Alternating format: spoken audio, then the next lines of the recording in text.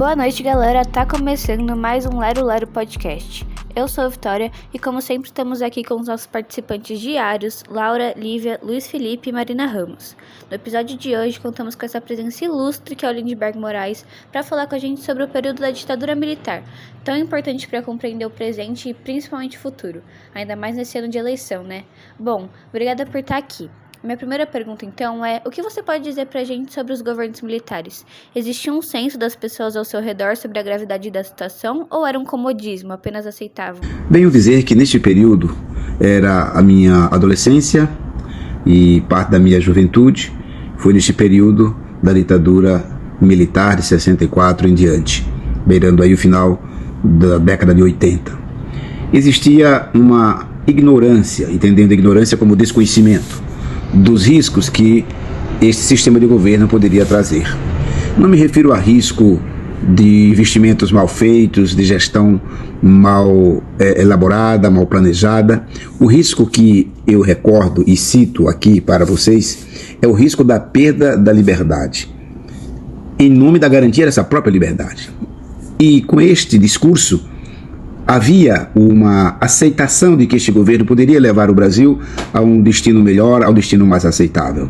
Então eu afirmaria, com a experiência de adolescente para jovem que viveram naquele período, que havia um certo silenciamento por admitir, primeiro, que a liberdade seria garantida, e segundo, em nome da garantia dessa liberdade, eu sacrifiquei a minha própria liberdade. Eu digo eu, os que comigo conviviam, os que estavam ao meu redor.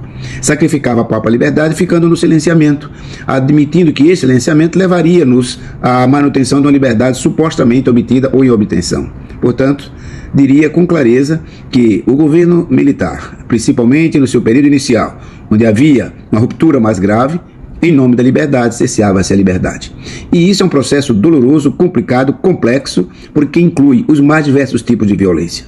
Portanto, foi aceito por muitos, alguns de fato se acomodaram, mas também havia muita rejeição. Agora, falando um pouco sobre a violência, eu queria saber como aconteceu essa mudança. Se ela foi de uma hora para outra ou se ela aumentou gradativamente.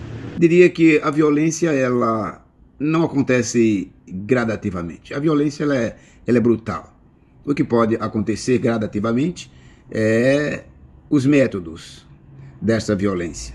Adaptações de métodos até mais repressivos e às vezes não fisicamente violentos. Por isso, quando houve a ruptura, quando houve a mudança, para um povo que já não era ainda tão bem acostumado com a liberdade, pois vinha de um coronelismo, vinha de um período de uma aristocracia forjada, vinha de dependências outras, sobretudo do mundo econômico, mantido pelo alto índice de analfabetismo. Então, quando chegamos ao período da ditadura, nos apresentava um cenário de um Brasil que vai para frente. E que, na realidade, basta olhar para trás para ver se de fato ele foi para frente. Então, eu diria a vocês, os que me perguntam, que o agravamento se deu na medida que foi mantida a ignorância. O autoritarismo afetou as pequenas coisas do seu dia a dia que ao todo fizeram alguma diferença na sua vida? Meus queridos, de fato afetou. Eu vou descrever como isto me atingiu. Quando eu saio do interior e vou para a capital, na companhia da minha mãe, eu pude saber onde isso me afetou. Afetou na minha movimentação. Tinha um certo policiamento, dependendo da idade, um policiamento para ver até que horas poderia ficar na rua. Dependendo do agravamento da situação, julgadas pelo próprio governo, nem todos poderiam estar andando nas ruas. E eu recordo que ouvia falar de parentes meus que estavam em São Paulo, que aqui não podia andar se não fosse com a carteira de trabalho assinada, porque rapidamente interrogavam você como se fosse um vagabundo, um desocupado. Na minha terra natal não havia esse rigor, como eu ouvia dos meus primos que estavam em São Paulo, mas eu pude presenciar e fui vítima de espancamento tão somente porque não estava em casa à meia-noite. Não queria nem saber de onde eu vinha, pois eu vinha do trabalho. Então essas coisas afetaram o autoritarismo, afetou muito. E trouxe uma consequência muito grave, porque fui obrigado a servir o período militar, o período obrigatório que a lei exige, a lei brasileira, e eu fiquei assim com uma certa ojeriza ao autoritarismo. As leis dadas sem explicação, aquela forma de tratar o ser humano, não tem nada a ver com disciplina. Disciplina, sim, aprendi, tem disciplinas que foram úteis, né? O próprio estágio da escola média eu fiz na aeronáutica. Então, essas coisas eu aprendi. Mas o autoritarismo não tem nada a ensinar.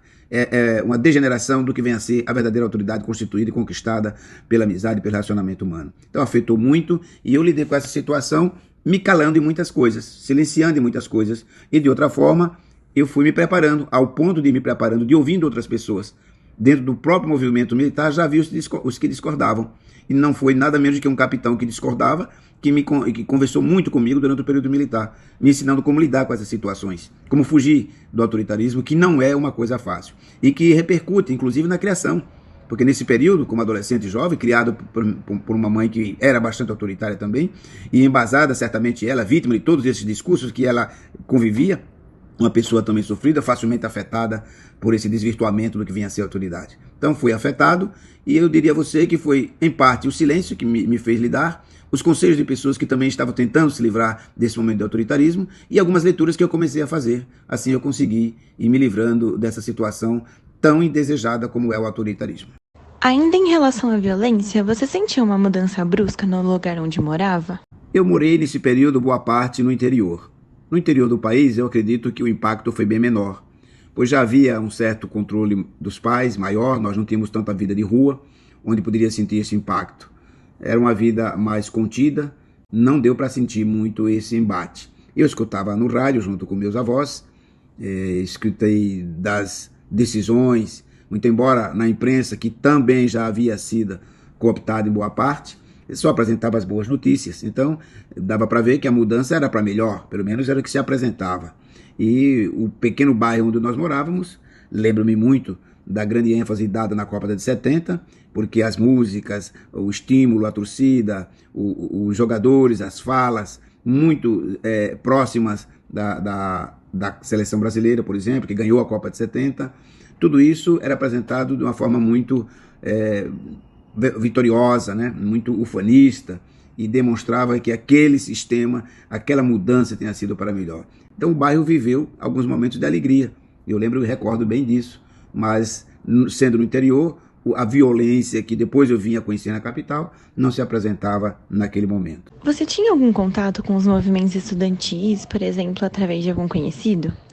Neste período, eu estava na escola média, o período mais crucial estava no ensino médio. Eu comecei a lidar com movimentos estudantis. Eu fui líder na época do ensino fundamental 2, que antigamente chamava-se ginásio. Fui o líder da turma por três períodos, ou 3 anos. Liderei muitas festas, muitas atividades estudantis e tive contato com uma atividade que era desenvolvida meio que clandestino na Igreja Católica do bairro de Natal onde eu morava. Era um padre italiano que fazia rodas de conversa chamada de matinê cultural. Na realidade, eram conversas sobre como superar o autoritarismo, os governos autoritários. Então, aquelas rodas de conversa com o Padre Pio, ele tinha outro nome, era um padre holandês, mas nós o conhecíamos como Padre Pio. Ele foi um homem que me deu muitas dicas, muitas orientações no começo da minha caminhada. Depois, alguns professores, na passagem da educação do ensino médio para o ensino superior, eu tive bons professores que me deram muitas dicas, e eram pessoas que também já viviam, de certa forma, sob alguma desconfiança dos governos. Então nós tínhamos nossas conversas em meio às aulas, e muitas vezes tivemos aulas vigiadas, com militares dentro da sala de aula. Então tudo isso foi assim muito constrangedor, mas aprendemos a lidar com essas situações. Os movimentos eram já inicialmente bem organizados, a gente conseguia viver sem muita apresentação, sem muito simbolismo. Veja, por exemplo, a gente não podia usar nenhum outro símbolo que não fosse os símbolos nacionais, e nós não tivemos problema nenhum. Usamos os símbolos nacionais, camisa de seleção, bandeira de seleção, e nunca fomos a favor dessas coisas. Então é lamentável fazer esse parênteses aí, achar que só um lado pode usar os símbolos nacionais. Os símbolos nacionais deveriam ser usados por todos que se envolvem politicamente com o país, resolveria essa polêmica. Então, mas infelizmente, estamos aí, fechando parênteses, temos aí um problema que demonstra nossa miopia democrática. Qual a sua opinião sobre as ameaças antidemocráticas que nós vivemos recentemente? Pessoalmente, isso te alarma de alguma maneira, tendo presenciado a ditadura militar? De forma nenhuma. Eu tenho 2 colocações sobre isto. A primeira, a experiência vivida, de ser espancado para depois perguntar o que eu fazia, as violências verbais desnecessárias, o cerceamento da liberdade já vivida, não se compara com as que vivemos hoje. Hoje, eu vou te dizer, ou dizer ao seu grupo, é muito mais midiático do que real. Porque nós vemos líderes que, com tanta ênfase, defendem posições que amanhã já não defendem mais, que se juntam a líderes totalmente antagônicos às suas próprias ideias. Se nós chamamos isso de democracia, nós não vamos saber de fato o que é democracia, porque a democracia não aceita a deslealdade. A democracia não aceita a mitigação de favores particulares em nome de uma maioria que precisa ser atendida, para não usar a palavra povo, que acham tão demagogo, eu diria dos desiguais que tanto padecem no Brasil.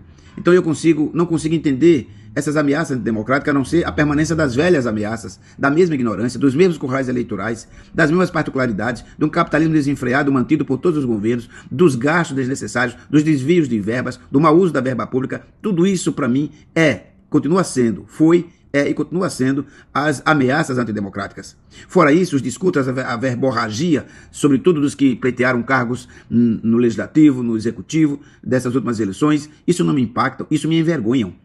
Não consigo ver um líder verdadeiramente democrático, com a mão na massa, sustentando suas posições, compromissado com o futuro do país. Isso é um sonho, isso é um ideal? Pois se for um sonho, se for um ideal, se for uma utopia, eu tenho exemplos aqui no Uruguai que deu tão certo. Então, onde está? O exemplo está aqui pertinho da gente. E outros mais. Portanto, não me alarma, me envergonha como é que nós não conseguimos, com tantas experiências de redemocratização, nós armamos o circo para permanecer na ignorância, e esta ignorância tem sustentado essa fragilidade da nossa democracia. Reafirmo, ameaça antidemocrática, se são, é porque já eram. Não estou vendo nada de novo, a não ser o desrespeito contínuo de autoridades, de pessoas que pleiteiam cargos tão elevados na nossa nação e mal se respeitam. Uma troca contínua de infidelidade aos princípios da própria Constituição.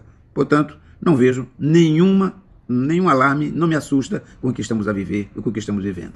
Bom, nós sabemos da sua relação com a igreja, então qual você acha que é o papel da igreja e da religião na formação política da sociedade brasileira?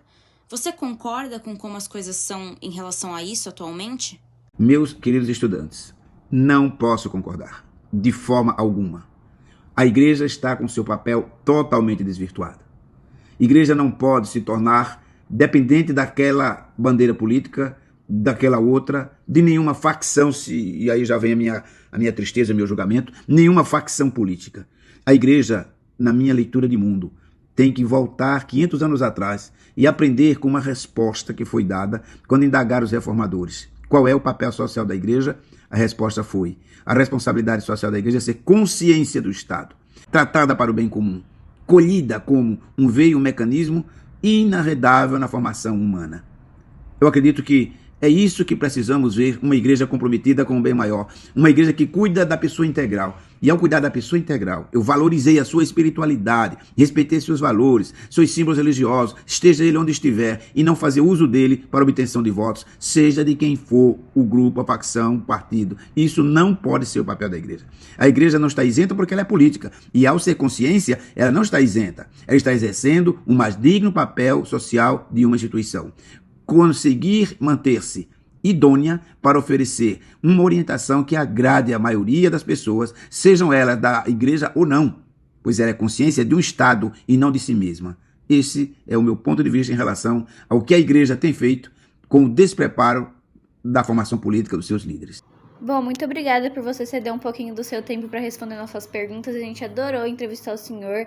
Muito obrigada também por compartilhar todo esse seu conhecimento, toda essa sua vivência sobre a ditadura militar, que é um tema que deve sim ser discutido e não deixar de ser levado pelo tempo. Espero que o senhor tenha gostado de participar. Espero que eu tenha contribuído com vocês. Me coloco à disposição para melhorar o que não foi atendido e agradecer muito a oportunidade que vocês me deram para trazer aqui esta minha experiência nessa convivência de período tão conturbado e que, infelizmente, ainda não acabou. Muito obrigado.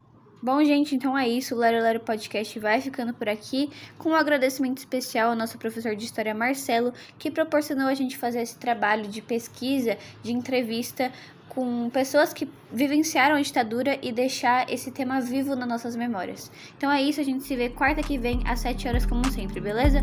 Falou!